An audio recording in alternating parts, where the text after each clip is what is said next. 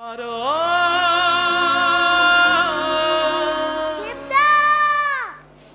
কেমন আছো দেবদাস?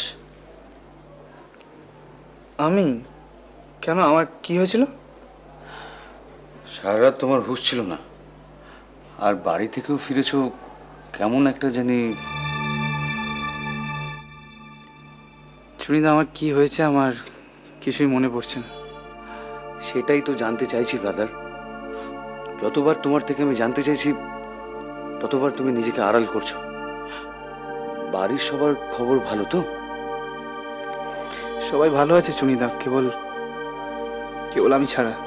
দেখো বন্ধু, আমি একটা জিনিস পরিষ্কার বুঝতে পারছি, তুমি কোনো একজনকে হারানোর জন্য এতটা কষ্ট পাচ্ছ। আচ্ছা চুনিদা, তুমি তুমি তুমি রোজ রাতে কোথায় যাও? আমি? হ্যাঁ, কোথায় যাও? ভালো থাকতে, ভুলে থাকতে। আমার কথা ছাড়ো ব্রাদার, তুমি যে কলকাতায় এলে, সামনেই তো তোমার পরীক্ষা, কলেজ যেতে হবে। পড়াশোনার খবর কি? পরীক্ষা? পড়াশুনো করে আর কি হবে চুনিদা? সে তো যারা ভবিষ্যৎ নিয়ে স্বপ্ন দেখে তাদের জন্য, আমার তো শুধু বাঁচার জন্য বাঁচা। ভালোবাসা হারানোর যন্ত্রণা নয়, জীবন মানে হাসি, হুল্লোড়, আনন্দ। হ্যাঁ, জীবন মানে গান, রঙিন রাত। রঙিন রাত?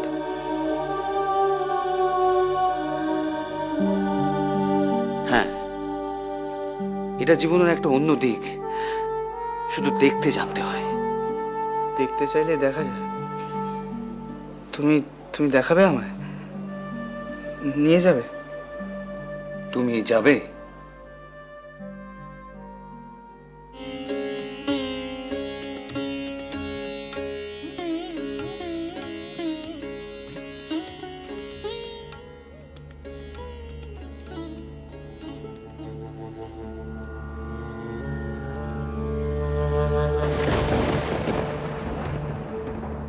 এতে কি আর নেশা জমবে চন্দ্র? এত সহজে চুনিলালের নেশা হবে না, বরং তোমার ঠোঁটের ছোঁয়া লাগলে নেশাটা আরো জমে উঠবে চন্দ্র।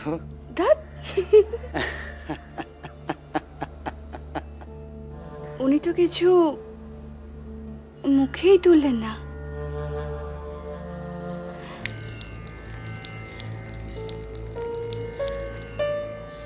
মেয়েরা যে এতটা অসভ্য হতে পারে সেটা আমার জানা ছিল না। তুমি আমাকে কি বলেছিলে চুনিদা? এই জায়গাটার কি শান্তি আছে? এটা তো নরক, এখানে তো কোনো শান্তি থাকতেই পারে না। কিসের মোহে রোজ রাত্রে তুমি এখানে ছুটে আসো? ছি চুনিদা, ছি। দেবদাস, ছাড়ো।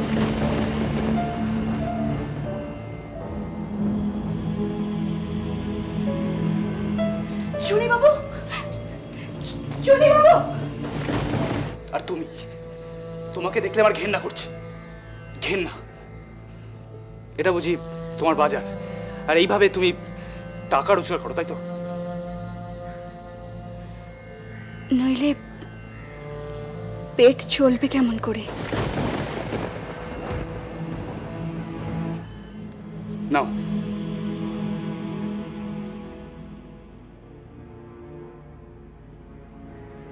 ধরো।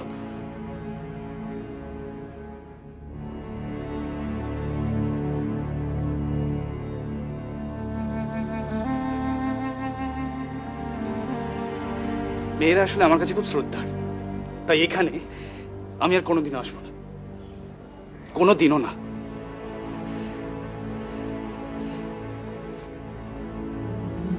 আপনার আর কিছু বলবার আছে?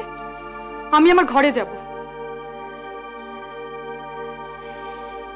সে না হয় যাবে, কিন্তু তার আগে মা আর মেয়ের একটু কিছু কথা তো আছে, তাই না? তুমি একটু দাঁড়াও, আমি এক্ষুনি আসছি।